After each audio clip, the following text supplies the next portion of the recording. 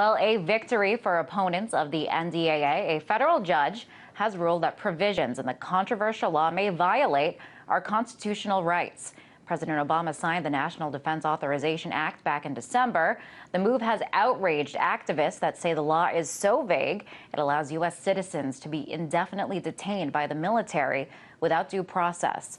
But a group of activists sued President Obama, and yesterday the federal judge took their side. Here is part of the court order issued by Judge Katherine Forrest. It reads, quote, "This court is acutely aware that preliminarily enjoining an act of Congress must be done with great caution. However, it is the responsibility of our judicial system to protect the public from acts of Congress which infringe upon constitutional rights." So the law has been blocked, at least for now.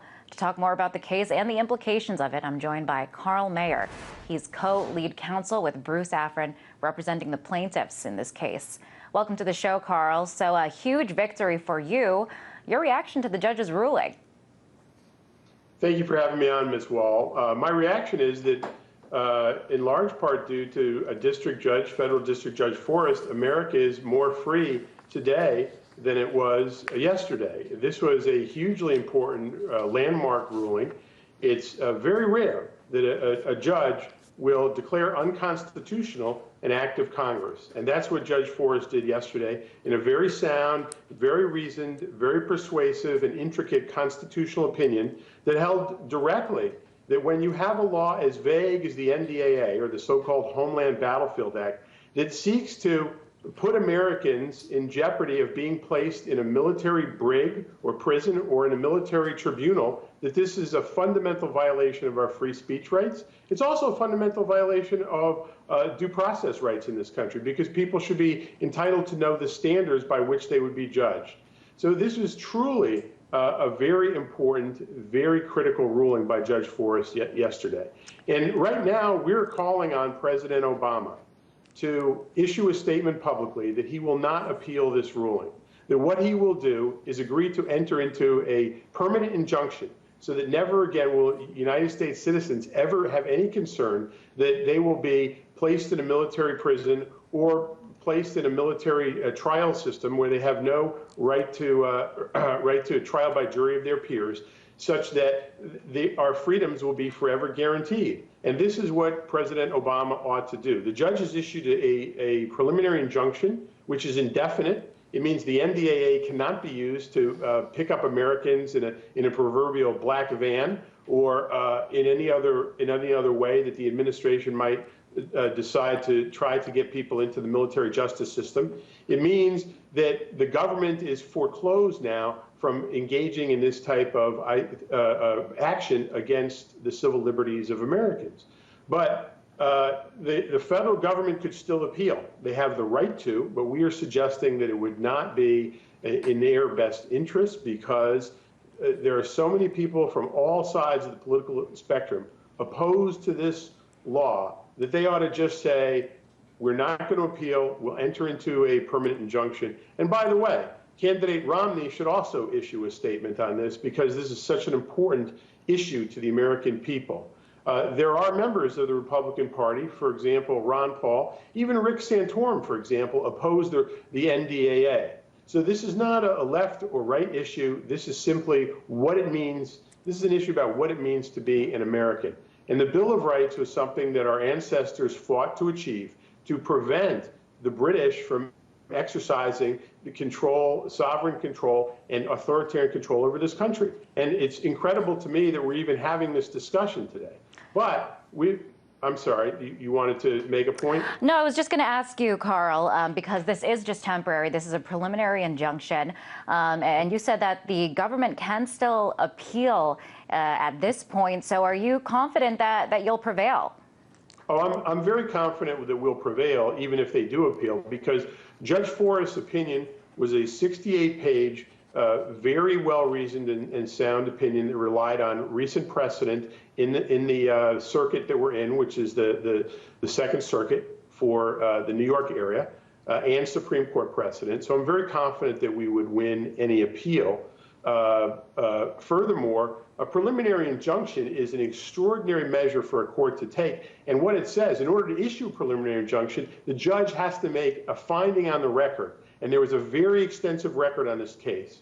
In this case, the judge has to make a finding that, in fact, we will prevail on the merits should the case proceed. So the burden of proof is now entirely shifted to the government, and they have an uphill battle. And frankly, I don't see how they can surmount it.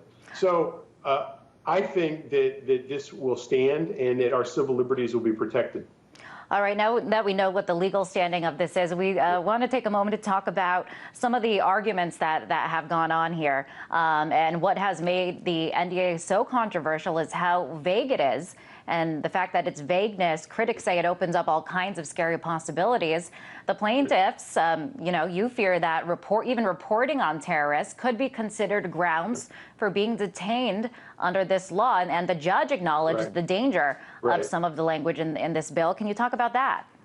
That's right. Sure. Absolutely. The language of the bill, for example, stated that anyone could be captured under the law if they were considered to give, quote, substantial support to al-Qaeda or other terrorist organizations, or they were even giving support to organizations that were enemies of American coalition forces, not just the United States. So it is so vague, these terms like substantial support, that even journalists or activists or citizens or protesters could be caught up in the act. And in fact, the people that were involved as plaintiffs here were, in fact, former reporter for the New York Times, Chris Hedges, the legendary whistleblower, Daniel Ellsberg, and some very young activists who were involved with Occupy Wall Street. And incredibly, there were various security memorandums identifying Occupy Wall Street, Occupy London, and other affiliated groups as, in fact, terrorist organizations,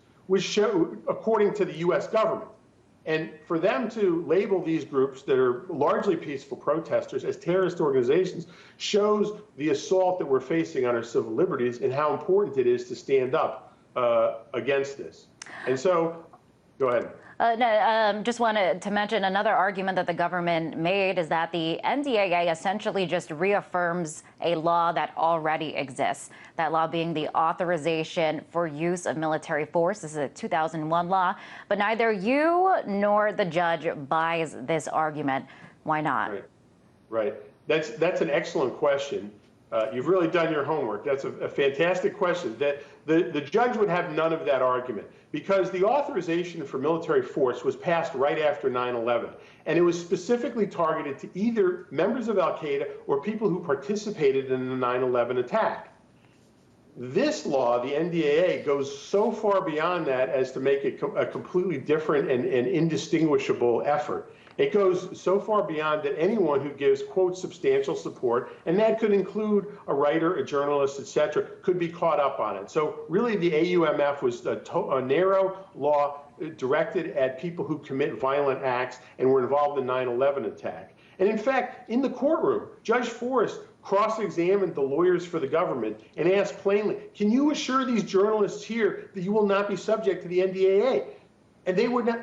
Multiple times, they refused to answer. They refused to give those assurances. They only said, we cannot give those assurances. We cannot give those assurances.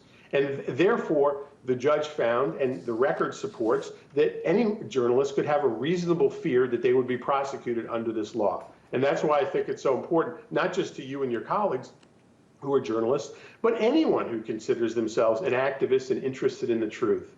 And I'll tell you another important point is that this really shows the critical nature of having a separations of power of government.